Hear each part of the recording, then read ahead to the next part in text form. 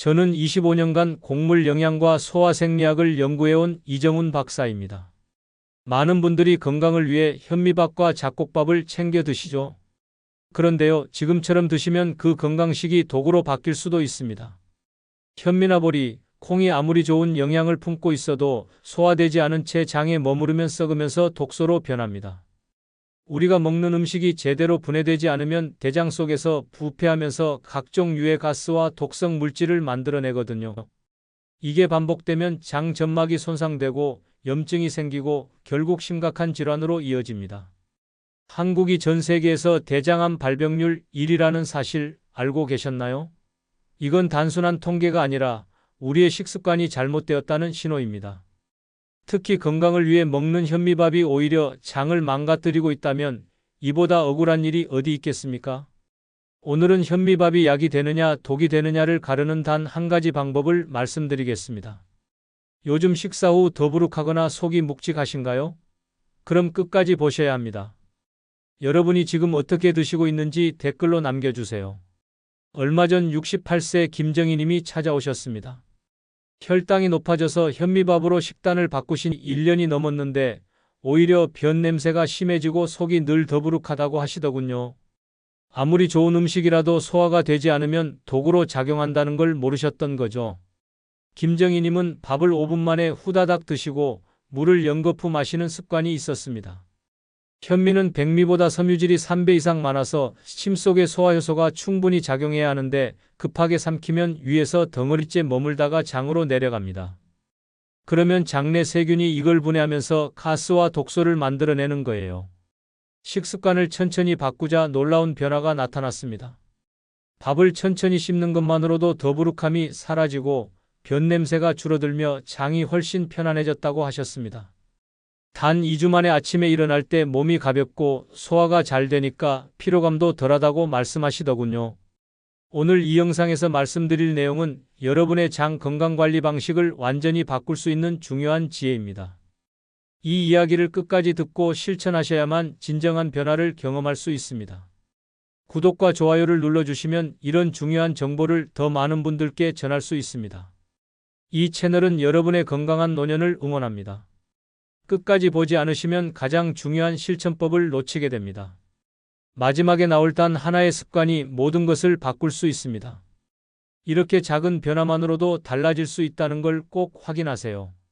이제는 일상 속에서 현미와 잡곡밥을 약으로 바꾸는 방법을 하나씩 짚어보겠습니다. 너무 빨리 먹는 식사 습관부터 이야기해 볼까요? 잡곡밥은 섬유질이 많아서 소화효소가 침에서 충분히 작용해야 합니다.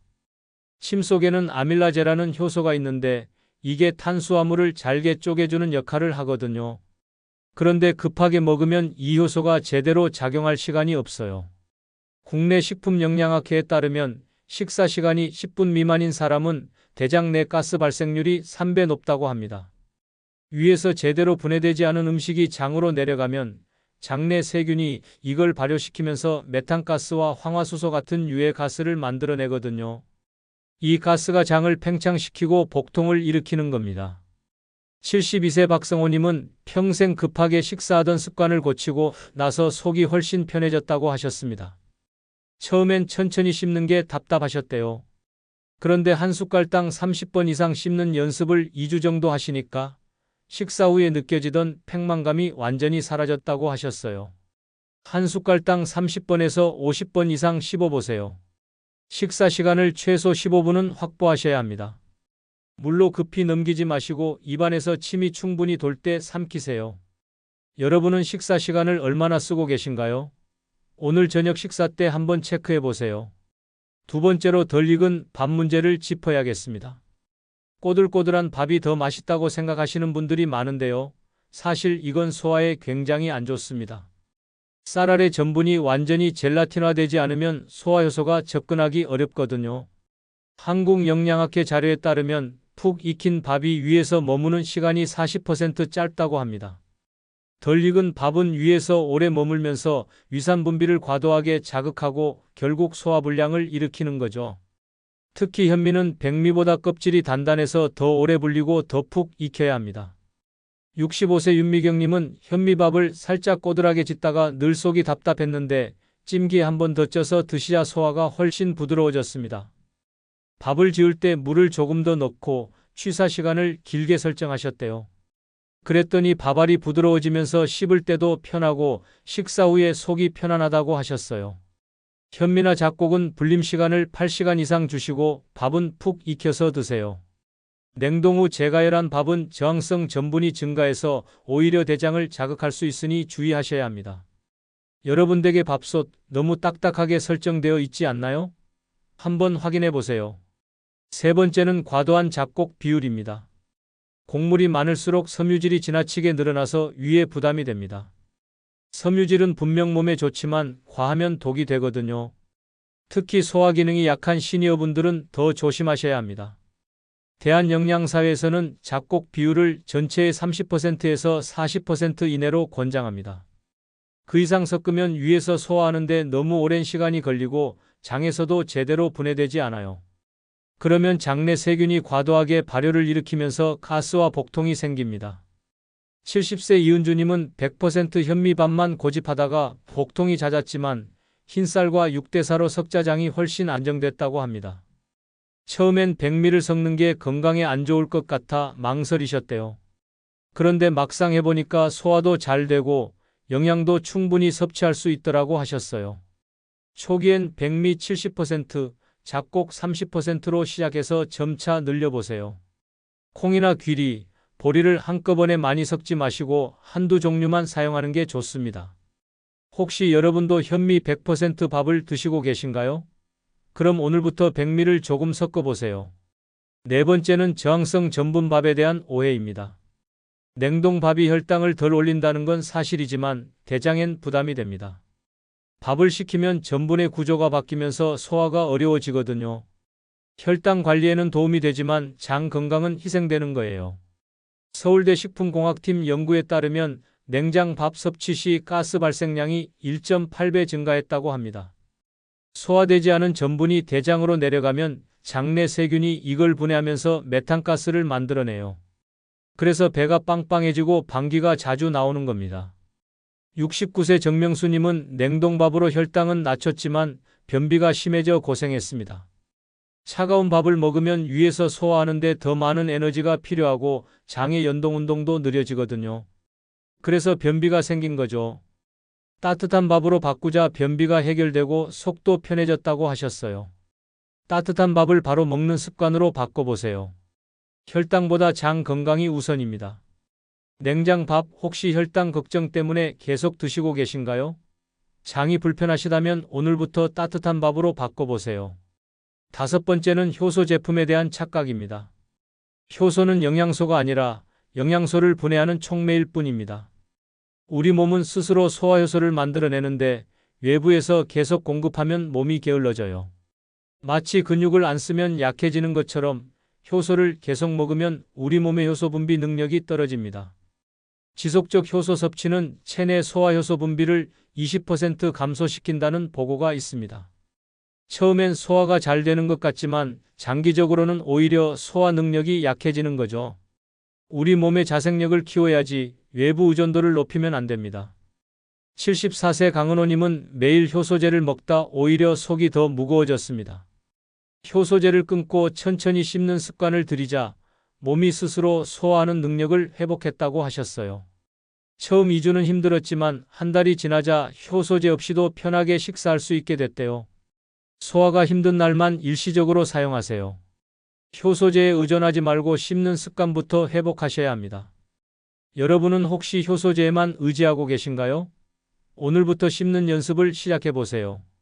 이제는 이 5가지를 고치면 현미밥이 독에서 약으로 변합니다. 다음으로는 이렇게 바뀐 습관을 유지하는 실천법을 구체적으로 알려드리겠습니다. 식사 전 물 1컵으로 침 분비를 활성화하는 방법부터 말씀드릴게요. 식사 10분 전에 물 1컵을 마시면 침샘이 자극되어서 소화 준비가 됩니다. 입안이 촉촉해지면서 아밀라제 같은 소화효소가 미리 분비되기 시작하거든요. 이렇게 준비된 상태에서 식사를 시작하면 소화가 훨씬 수월해집니다. 다만 식사 중간에 물을 자주 마시면 소화효소가 희석됩니다. 침이나 위산이 물에 희석되면 농도가 낮아져서 소화 능력이 떨어지거든요. 그래서 식사 전에만 물을 마시고 식사 중에는 최대한 자제하는 게 좋습니다. 식전 10분 전에 물 한 잔 마시고 식사 중에는 천천히 씹는 것만 집중하세요. 여러분은 식사 중 물을 얼마나 마시나요? 오늘 저녁 식사 때 한번 의식적으로 줄여보세요. 두 번째는 첫 숟갈을 채소로 시작하는 겁니다. 채소가 위벽을 코팅해서 탄수화물 흡수를 늦춰줍니다. 채소의 식이섬유가 위 점막을 보호하면서 급격한 혈당 상승을 막아주거든요. 이렇게 하면 인슐린 분비도 안정적으로 유지되고 소화도 천천히 이루어져서 위에 부담이 덜합니다. 기름진 반찬부터 먹으면 소화효소 활동이 떨어집니다. 지방은 소화하는 데 시간이 오래 걸리고 위산 분비를 과도하게 자극하거든요. 그래서 채소를 먼저 드시는 게 중요합니다. 샐러드나 나물로 위를 채운 후 밥을 드세요. 식사 순서만 바꿔도 소화가 달라집니다. 오늘 식사에서도 채소 먼저 드셔보시겠어요? 세 번째는 한 숟갈당 30초 이상 씹는 겁니다. 씹을수록 아밀라제가 충분히 분비되어 탄수화물 분해가 시작됩니다.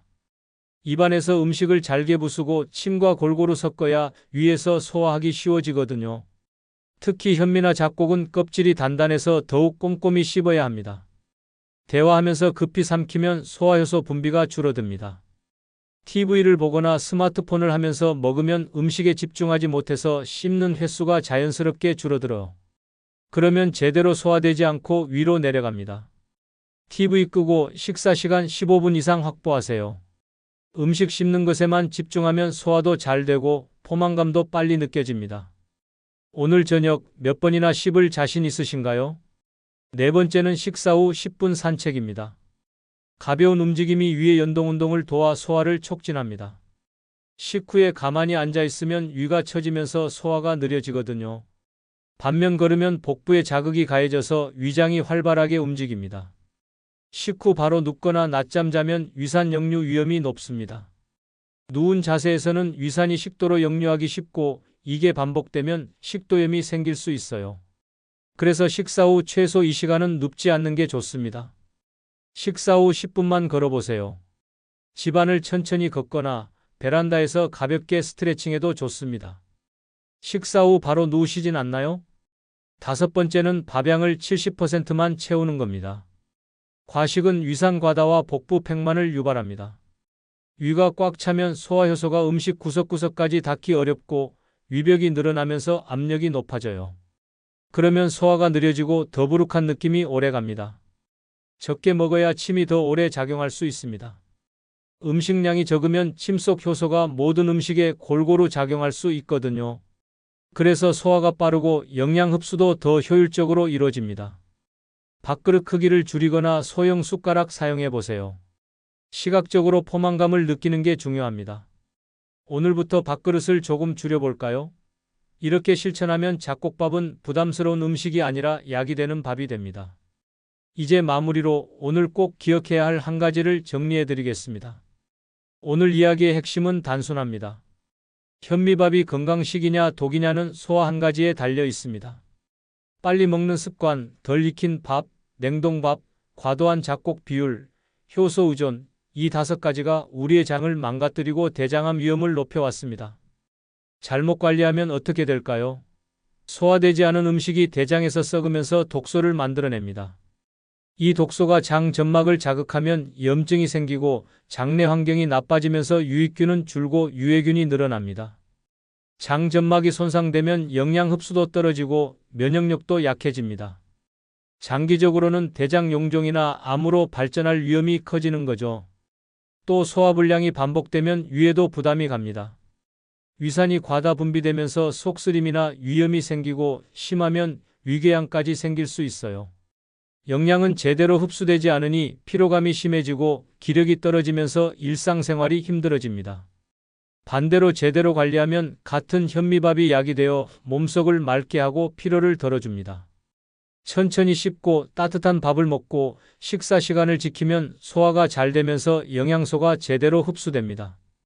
장내 환경이 좋아지면 유익균이 늘어나고 면역력이 강화됩니다. 배변도 규칙적으로 이루어지면서 독소가 빠르게 배출되고 몸이 가벼워지면서 활력이 생깁니다. 소화가 잘 되면 위산 역류나 속쓰림도 사라집니다.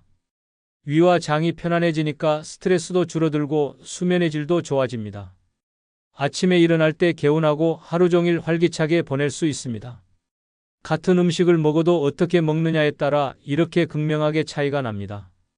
오늘 당장 실천할 수 있는 단 하나의 제안을 드리겠습니다. 한 숟갈에 50번 이상 꼭 씹어라. 그 습관 하나가 평생의 장 건강을 바꿉니다. 처음엔 답답하고 불편하실 겁니다.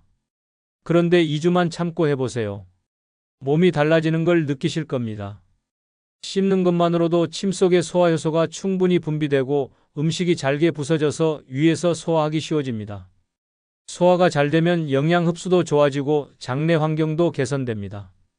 대장암 예방은 물론이고 전반적인 건강 상태가 좋아지면서 삶의 질이 높아집니다. 다음 영상에서는 씹는 습관이 혈당과 체중을 동시에 낮추는 원리를 알려드리겠습니다. 같은 음식을 먹어도 천천히 씹으면 혈당 상승이 완만해지고 포만감이 빨리 와서 과식을 막을 수 있습니다. 이게 어떤 메커니즘으로 작용하는지 구체적인 실천법과 함께 자세히 알려드릴게요. 여러분은 현미밥 어떻게 드시고 계신가요? 오늘 저녁 식사 때 몇 번 씹으셨는지 댓글로 남겨주세요. 여러분의 작은 실천이 건강한 노년을 만듭니다.